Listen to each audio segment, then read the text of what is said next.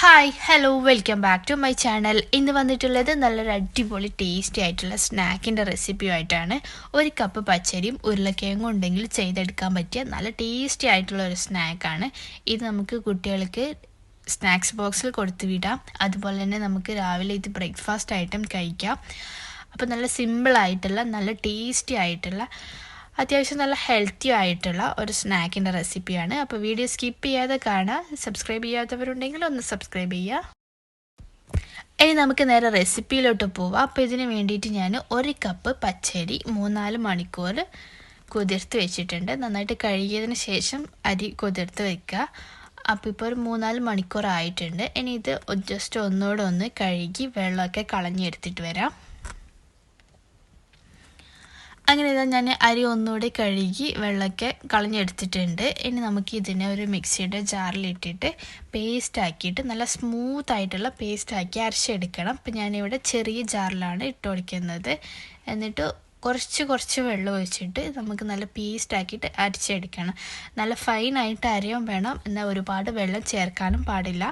അതുകൊണ്ടാണ് ഞാൻ ഈ ചെറിയ ജാർ എടുത്തിട്ടുള്ളത്. അപ്പം ഞാൻ 2 സ്റ്റെപ്പായിട്ടാണ് ഇത് അരച്ചെടുക്കുന്നത്.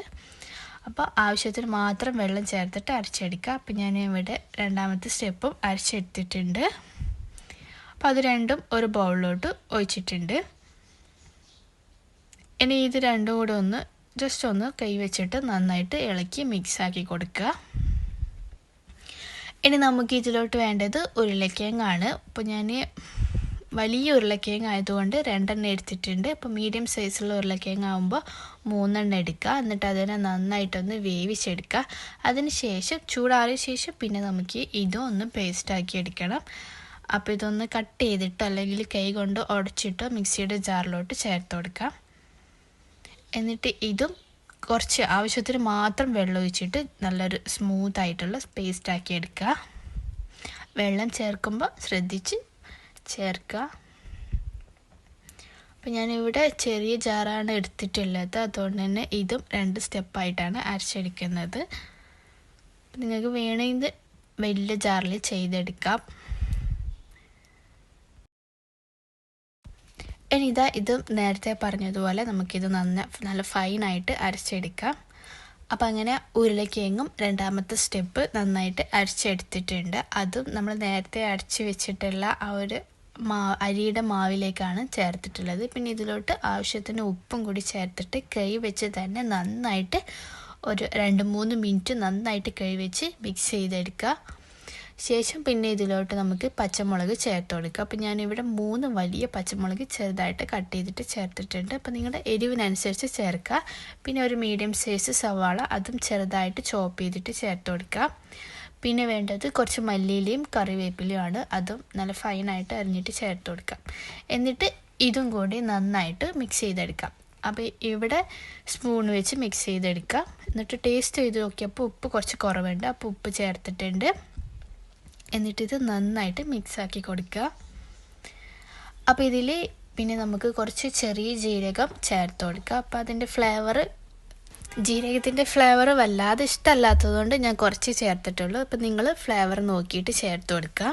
എന്നിട്ട് ഇതും സ്പൂൺ വെച്ച് നന്നായിട്ട് മിക്സ് ചെയ്തെടുത്ത് ചുരുങ്ങിയത് 1/2 മണിക്കൂറെങ്കിലും ഈ മാവൊന്ന് റെസ്റ്റ് ചെയ്യാനായിട്ട് വെക്കാം.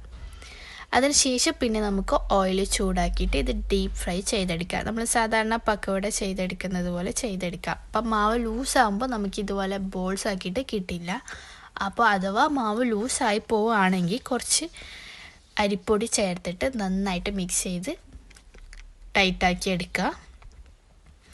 എന്നിട്ട് ഇതുപോലെ കൈ കൊണ്ട് തന്നെ കുറച്ച് ഇട്ടിട്ട് ഇങ്ങനെ ഒരു ഗോൾഡൻ ബ്രൗൺ കളർ ആകുന്നത് വരെ കുക്ക് ചെയ്തെടുക്കുക. അപ്പോൾ ഇത് നമ്മൾ നെയ്യിലോട്ട് ഇട്ടപാട് ഇളക്കാൻ പാടില്ല. ജസ്റ്റ് അതൊന്ന് പൊങ്ങി വന്നതിന് ശേഷം മാത്രം തിരിച്ചും മറിച്ചും ഇട്ടിട്ട് കുക്ക് ചെയ്തെടുക്കുക. അപ്പോൾ ഇത്ര പണിയുള്ള നല്ല സിമ്പിളായിട്ടുള്ള നല്ല ടേസ്റ്റി ആയിട്ടുള്ള ഒരു സ്നാക്കാണ്. അപ്പോൾ ഇത് കുറച്ചുകൂടി വലിപ്പത്തിൽ ചെയ്തെടുക്കുകയാണെങ്കിൽ നമുക്ക് ബ്രേക്ക്ഫാസ്റ്റ് ആയിട്ട് യൂസ് ചെയ്തെടുക്കാം. അപ്പം ഞാനിവിടെ സ്നാക്കായിട്ടാണ് യൂസ് ചെയ്യുന്നത്.